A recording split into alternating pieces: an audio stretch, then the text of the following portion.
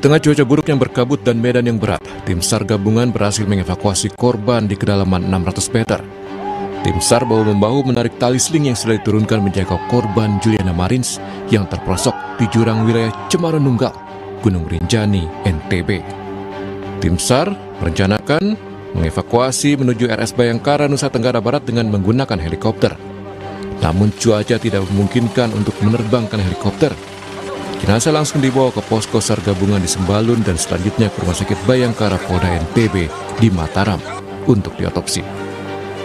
Korban dari hasil informasi dilaporkan telah dapat dievakuasi dari kedalaman 600 meter menuju ke LKP. Dan karena memang kondisi cuaca yang tidak memungkinkan, awalnya kita ingin melaksanakan evakuasi secepat mungkin dengan menggunakan pesawat heli, dan itu menjadi alternatif pertama. Ternyata karena cuaca tidak memungkinkan korban, akhirnya kita menggunakan transportasi jalan darat untuk kita bawa ke Rumah Sakit Bayangkara. Pemilik nama lengkap Juliana de Souza Pereira Marins adalah seorang traveler influencer yang kerap membagikan kegiatannya di media sosial. Inilah video terakhir Juliana Marins yang dibuat seorang turis asal Italia saat mendaki Gunung Rinjani.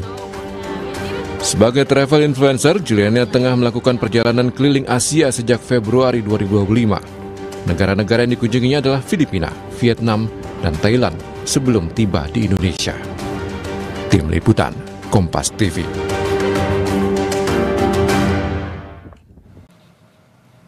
Sebelumnya, saudara, akibat insiden ini banyak warganet Brasil yang menulis komentar di media sosial Presiden Prabowo Subianto. Mereka menulis kalimat "Salve Juliana" atau berarti "selamatkan Juliana". Warganet Brasil minta pemerintah Indonesia mengevakuasi Juliana. Sebelumnya, saudara, kejadian tragis yang menimpa pendaki asal Brasil menjadi pelajaran dan catatan bagi porter dan pemandu di pendakian kawasan Sembalun, Gunung Rinjani. Mereka berharap pendaki menyiapkan diri sebelum dan saat melakukan pendakian ke Rinjani, mengingat medan pendakian menuju puncak harus melewati jalur ekstrim dan butuh kehati-hatian.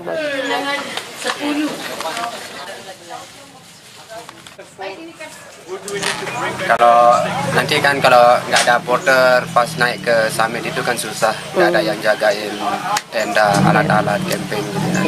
Karena di atas banyak kera. Ya. Persiapkan diri, hati-hati, siapkan perlengkapan, dan juga jangan lupa bawa air. Air yang penting ya. Penting air, keselamatan, yang penting safety lah. Sudah ada jurnalis Kompas TV Fitri Rahmawati yang saat ini berada di pintu pendakian Sembalun, Rinjani, Lombok Timur, Nusa Tenggara Barat. Selamat pagi, Fitri. Fitri, bagaimana proses evakuasi jenazah dari pos Sembalun ke Rumah Sakit Bayangkara Polda Nusa Tenggara Barat di pagi hari ini? Seperti apa perkembangannya?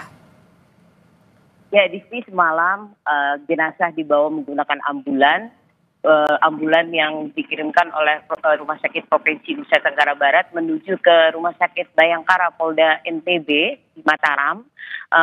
Jenazah melalui jalur Sembalun menuju ke kota Mataram.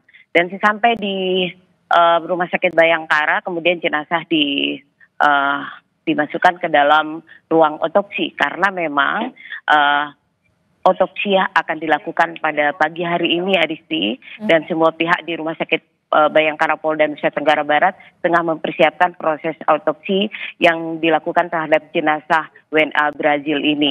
Dan proses autopsi ini memang harus dilakukan karena merupakan SOP, dan ini sudah dibicarakan dengan pihak kedutaan Brazil yang ada di Indonesia. Dan saat ini pihak keluarga juga akan menuju ke Rumah Sakit Bayangkara untuk menemui pemerintah Provinsi Nusa Tenggara Barat dan juga pihak Rumah Sakit Bayangkara dalam proses penanganan otopsi yang dilakukan pada pagi hari ini. Oke, jadi saat ini proses otopsi akan segera dilakukan di pagi hari ini terhadap jenazah dari Juliana Marins.